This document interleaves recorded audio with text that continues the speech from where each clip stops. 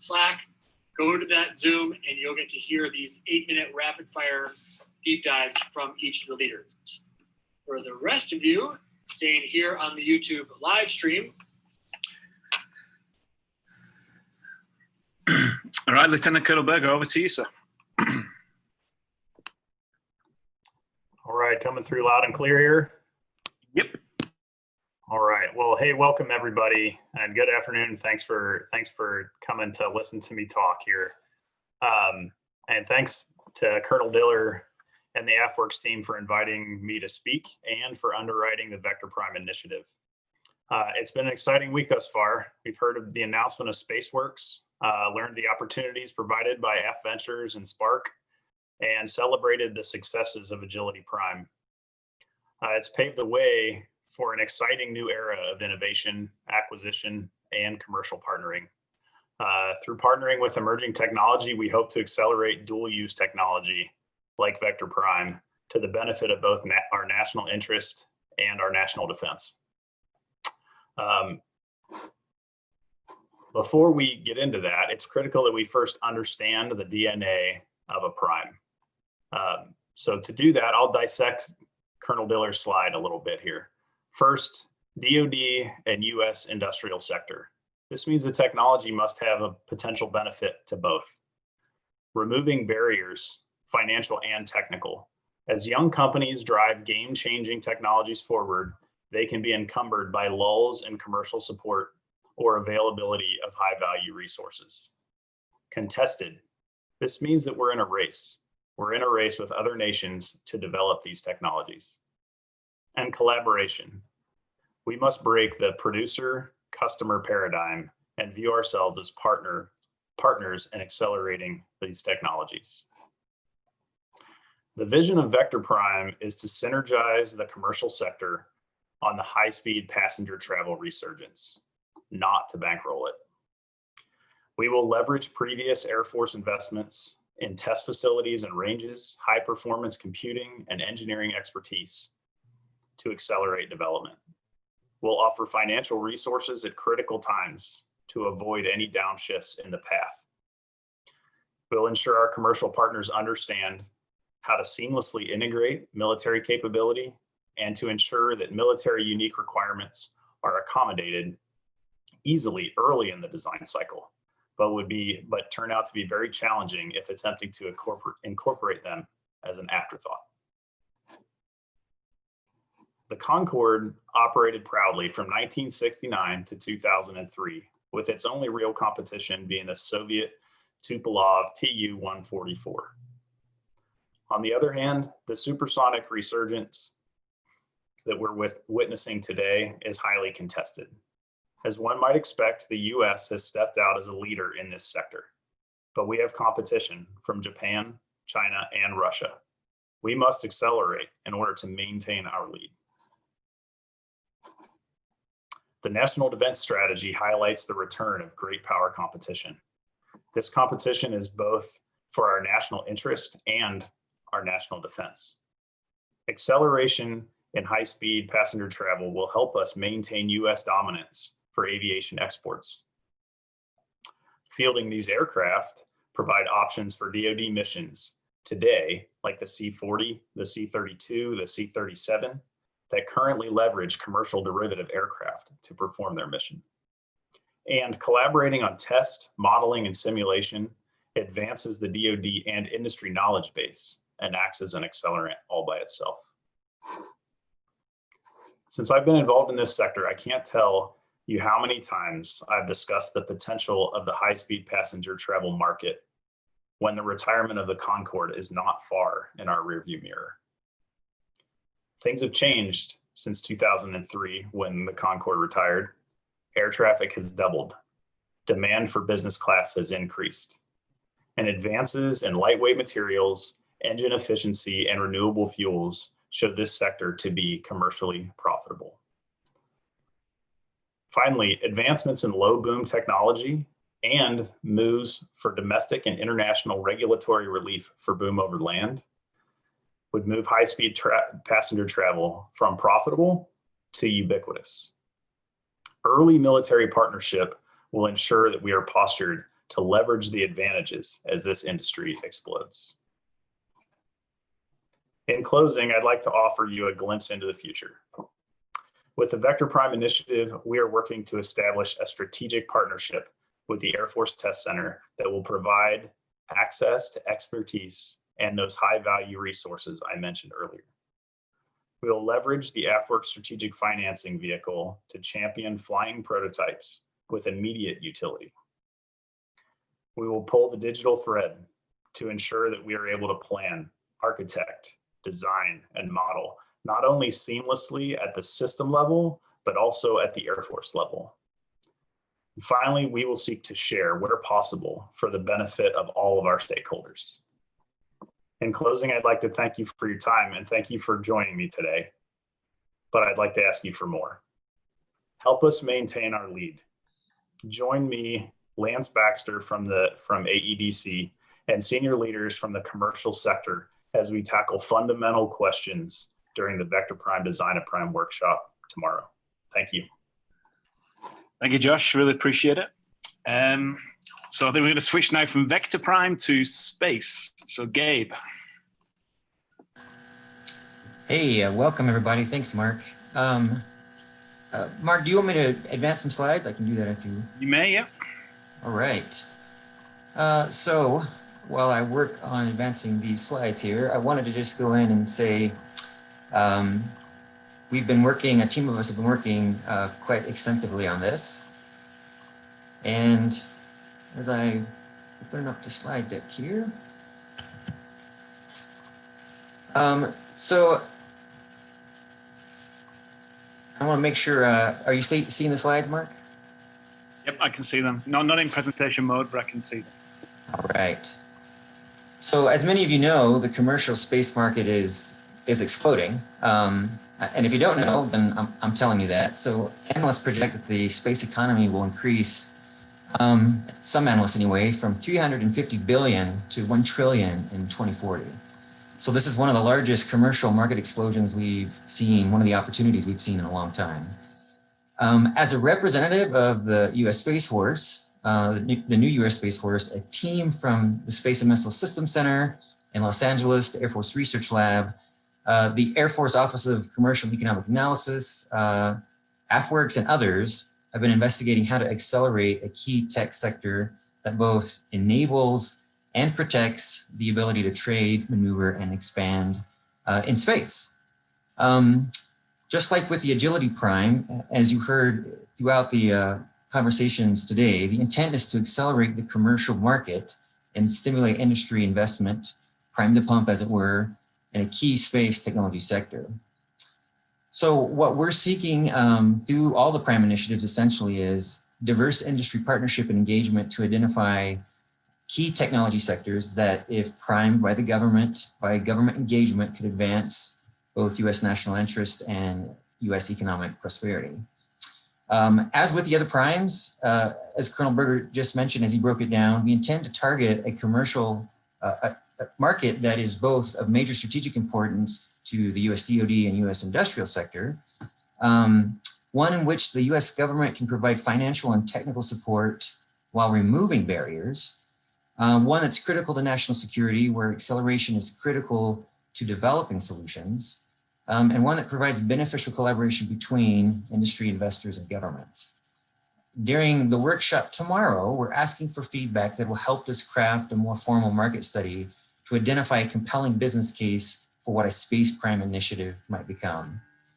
AFWERX and essentially the new SpaceWorks that you heard about this week will be sponsoring discussions with investors in the near future to facilitate this assessment.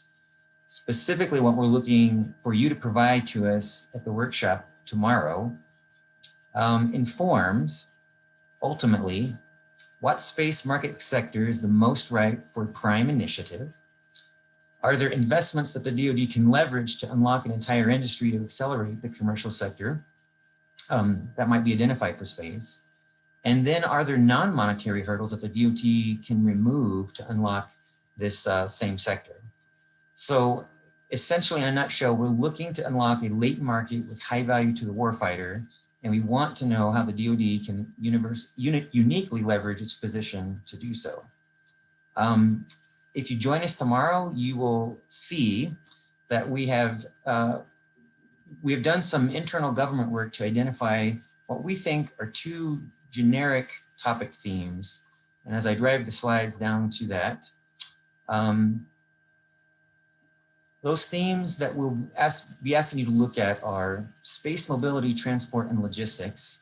And then in another session, space data access. We want to understand from you are these themes resonating with what you understand is happening in the space market? So some of the questions that are, some of the particular sub-elements of the themes are listed in the slide. Can you see the slide, Mark? Yep.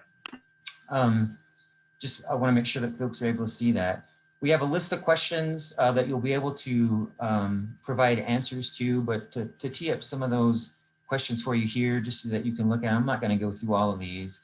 But is there a viable commercial market in these two sectors? One of the things the government side has been discussing a lot between the two is, are they an actual latent market segment that is coming on board to actually address commercial consumers? Or are these themes more addressed a supporting market that would ostensibly be a public good in a sense, much like the GPS constellation is, that would then itself unlock a commercial market? So these are some of the things we're looking for your feedback to ferret out.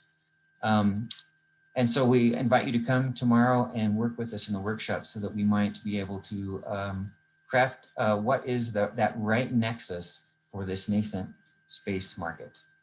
Thanks. Wonderful. Thank you, Gabe. Appreciate it. Okay, finally, we're going to hear from the topic of microelectronics. So I believe we have Eileen and Greg.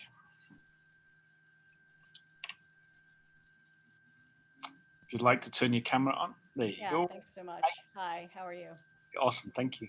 Great. This is going to be a little bit different than the last ones we saw. I'm just going to give a, can you let me know when the sharing is happening? I can see it. Great. So good afternoon, everyone. My name is Eileen Tanghal. I'm a senior partner at In-Q-Tel. In-Q-Tel, we are a technology scout and investor on behalf of the U.S. intelligence community. And myself and Lieutenant Colonel Greg Van Dyke are happy to talk to you today about microelectronics in advance of the workshop tomorrow. So let me just advance. Thank you. So microelectronics, just the definitions, really are small electronics that are made on semiconductor materials comprising transistors that are put together to form integrated circuits. I think most of us know that microelectronics actually underpin most technology revolutions. All the technologies that you can think of today, everything from the computer to the phone to this Zoom meeting, are really only possible because of microelectronics. In the defense sector, all the advanced defense systems, including hypersonics, navigation systems, and missiles, are all dependent on microelectronics. If we look at the microelectronics cycle today, we see that it's effectively very global. While the US really dominates on the design and really on also the manufacturing equipment to make microelectronics themselves, most microelectronics are actually physically produced, packaged, and assembled in the Asia Pacific. Now, if you look at what it takes to actually create a microelectronic product, it's highly, highly complex. In fact, there's one SIA study, so that's the Semiconductor Industry Association study, that says one large semiconductor microelectronics maker can have as many as 16,000 suppliers. So what this means is that this complexity really creates a large attack surface. And there's three areas where microelectronics themselves, as they are produced, can be attacked. First is in the pre-silicon era. So the pre-silicon era is really when a chip is still in the design phase. So this is digital blueprints, CAD files, specific documents. Here, invasive attacks can really change the digital layout of the chip. There could be untrusted chip designs called IP that are introduced, Trojans, kill switches, backdoors, and control circuitry that could be introduced.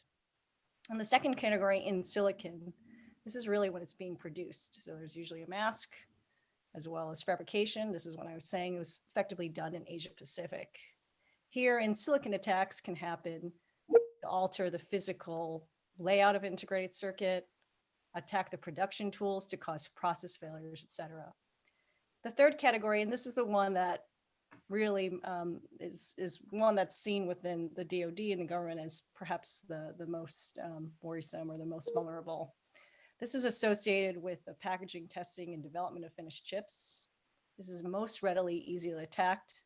Here, you can have theft of original components, swaps, counterfeit of untrusted components, or falsified testing to pass certification. Historically, we would look to large companies, but really the innovative smaller companies to really help defeat some of these attacks, as well as come up with new innovations to really place the US ahead of our competitors when it comes to microelectronics. But if you actually look at what's going on in the semiconductor and venture capital world, we see that in 2019, out of all venture capital deals done, only 0.5% were done in semiconductors. If we look at the deals in the US compared to those being done in China, we see that it's about half. There are 167 deals that were invested in China and just 85 in the United States. More worryingly, despite the fact that capital is readily available in the US, we can see that the mean China deal in semiconductors received $29.9 million, whereas the US deal, US companies received just 11.4. So that's about a third. And the same is true for the median, 14.7 versus 4.0. During tomorrow's workshop, we hope to discuss solutions to some of these problems. And now I'd like to hand it over to my co-presenter, Lieutenant Colonel Greg Van Dyke. Thank you. Thanks, Eileen. Yeah, and this collaboration between industry and government is absolutely critical to solve our most complex national security needs. So in two charts, I'm going to tell you, hopefully convince you the importance of microelectronics, and then talk to you about specific challenges and then how that may frame the discussion for tomorrow. So overall, well, why do we need these? Well, as we shift to great power competition with technologically equal, hopefully never more advanced adversaries or competitors, technology really leads to military dominance.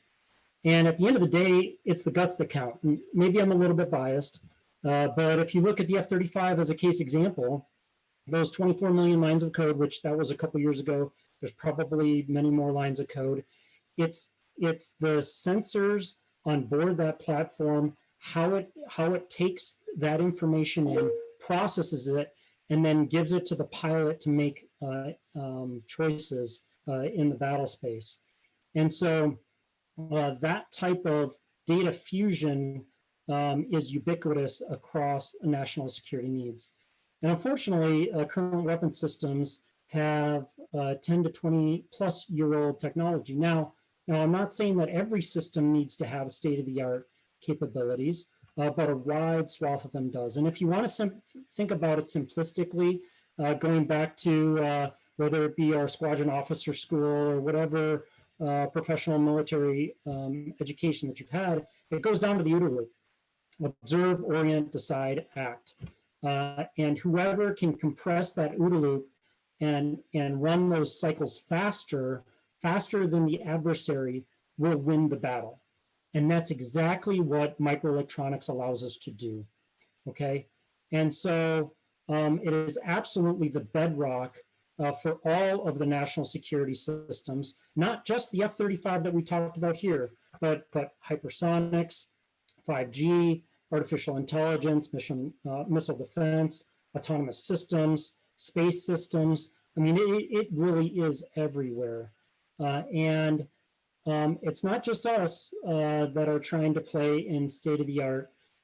As you can see in the chart on kind of the middle left side with the white background, that's a look at the companies that are producing at state-of-the-art technology nodes. So the smallest nodes commercially currently available in the commercial space. If you look in 2007, there were 13. As we get down to now, down to 7 nanometers, there are 3 in the world, 3 companies, and only one of those companies is US owned.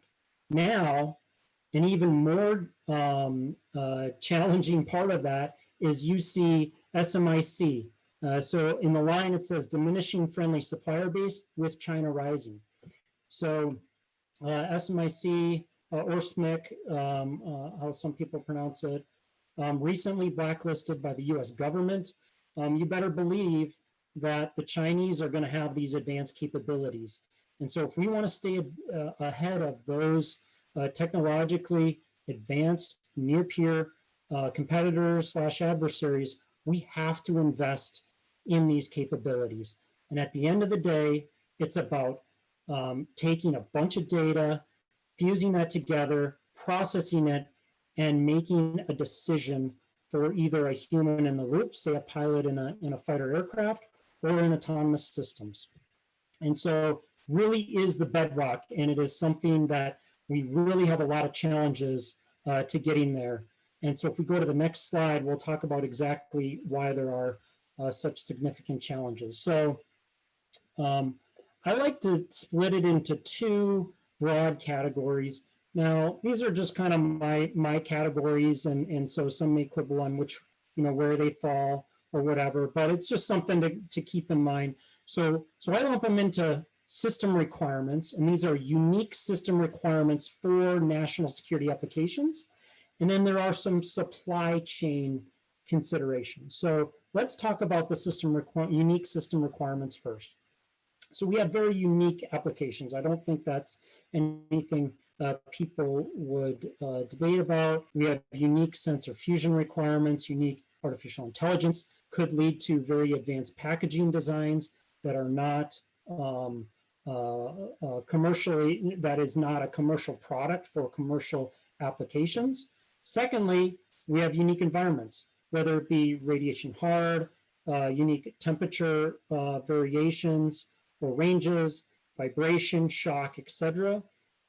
We have the need for very high reliability systems, such as nuclear certification or other critical systems. Now, there are some corollaries in the commercial space, say for aircraft systems or autonomous vehicle systems, but some of our systems even have more harder requirements than those. We have very long lifetimes generally in the systems that we put out in the field, and these can be multi-decadal. And so having that high reliability over those lifetimes is something that the commercial industry just is not used to. Security, obviously. I mean, we have state actors that would absolutely love to infiltrate and put malicious code into and designs into some of our systems. And really, what Eileen talked about, we have to not simply think of this as a fabrication facility view. And that's what's kind of been done in the past. Really, it involves everything from design to those automation tools, all the way to the end product going out the door to that DoD prime contractor to be put in to an overall system. We have very long system development and production timelines, and so that can lead to the need for long technology freezes, which is not necessarily typical in a lot of commercial fabrication facilities where process changes are tweaked to enhance the performance for commercial needs. Those tweaks, while they may be advantageous for commercial applications, may not be for things that we care about. Okay, so down to the supply chain challenges. I'll tell you what, international traffic and arms reductions, export administration regulations, ITAR, EAR, is a significant challenge right now for us to source state-of-the-art components that we need for our systems. And that is being actively worked. And we need to put a lot of emphasis on that. Obviously, it's a very complex situation. You have the Department of Commerce, you have the Department of State, DOD, DOE, and NSA. And so those discussions are happening right now. We have very low quantities that we need for our systems. I put less than 1% as just a generic baseline of the market. And so if you're a commercial vendor and you're producing trillions of components for, say, smartphone applications, getting a couple mask or a couple of wafer orders may not lead to a strong business case for you to do work with the government. There are significantly high input costs to this business. I didn't put the specific numbers in here because it depends on the company, and I didn't want to give away any company proprietary cost information. But shuttle runs in particular, so this is actually getting product back from a fab, can run in the millions. Design tools can run in the millions per year. One fabrication tool itself is hundreds of millions of dollars. And so that can be a significant impediment for national security applications, especially when you think about the low quantities that we need. Obviously, overseas production, Eileen touched on that a little bit. US is 12% and decreasing, East Asia is 75% and growing. And limited manufacturers, I mentioned it in the chart below, that right now, only one example, there are many examples throughout, but I only touched on state-of-the-art technology nodes where there are only 3 companies in the world that are at state-of-the-art. So all of these challenges are things that as we go into tomorrow, that to keep in the back of your mind as we discuss various ways to form this prime initiative. Overall, we have 2 large topics that these kind of fit in that we'll be discussing tomorrow. One is supply chain access and trust. The other one is innovation. And so most of these, if not all of these, you can find a place in those 2 overall topics. So we really look forward to this. Eileen, hundreds of people in this community strongly believe that getting state-of-the-art capabilities into our warfighter hands for microelectronics is going to be the key to defending against near-peer adversarial challenges. So with that, I will turn it back to our AFWERX host. Thank you.